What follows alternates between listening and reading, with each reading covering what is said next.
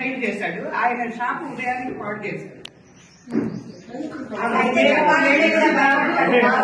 చిన్న పిల్లలు కూడా తిరగలేకుంటున్నారండి.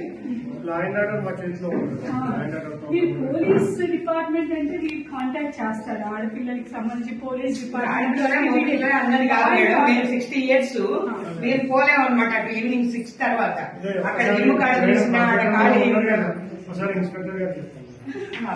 మేము పోలీస్ స్టేషన్ వరకు కూడా ఇచ్చాము సార్ కంప్లైంట్.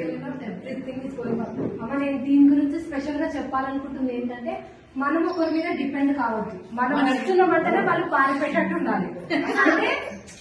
ఇప్పుడు మీరు అన్నారమ్మా, అంటే మేడం చెప్పేది ఏంటంటే ఇప్పుడు మీ కాలేజీలో 5 ఉన్నారు. సరే ఒక్కరి మీద డిపెండ్ చేసుకోవాలి. మీ 5 ఒకటే కాదు చేసుకోవాలి. 5 కాదు. ఆ గంజాయి తాగేవాళ్ళకి 100 మంది ఉన్నా పర్వాలేదు. మేము 20 ఏళ్ళ నుంచి అక్కడ అసోసియేషన్ లో ఉన్నాం సార్. మేము చాలా ఇలాంటి వాళ్ళని పట్టించాం.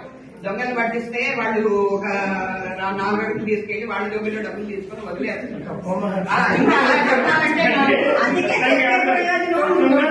అనుభవం సార్. ఇంటి నుంచి నేను నోరెత్తాను దానికి.